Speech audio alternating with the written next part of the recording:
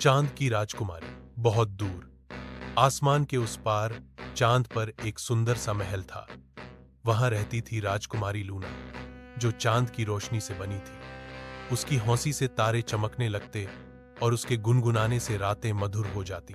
लेकिन लूना थोड़ी उदास रहती थी।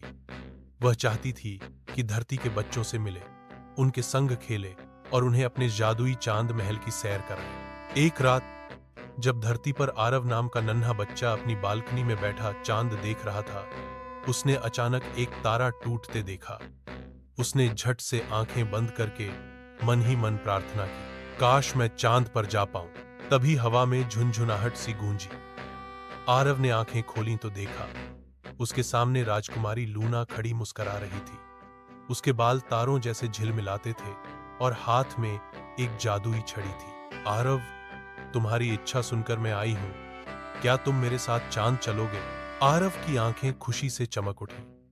उसने तुरंत हां कर दी। लूना ने अपनी छड़ी घुमाई और एक सुनहरी सीढ़ी धरती से चांद तक बन गई। आरव डरते डरते चढ़ने लगा। जैसे ही वह चांद पर पहुंचा, वहां का नजारा देखकर दंग रह गया। चारों ओर चांदी की नदियां बह रही थी, पेड़ चांदनी के फूलों से लदे थे और हवा में मीठी मीठी धुनें गूंज रही थी।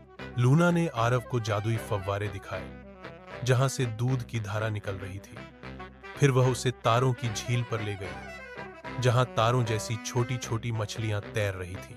अंत में लूना ने आरव को एक चमकती हुई पत्थर की अंगूठी दी और बोली, जब भी तुम मुझे याद करोगे, यह अंगूठी रोशन हो उठेगी और मैं तुम्हें सपनों में मिलने आऊंगी। आरव बहुत खुश हुआ।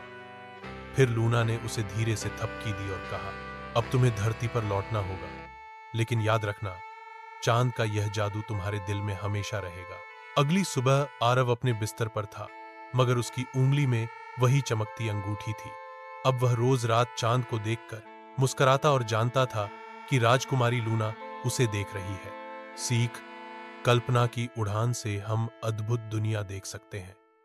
सपनों को हमेशा जिंदा रखो, क्योंकि उनमें ही असली जादू होता है।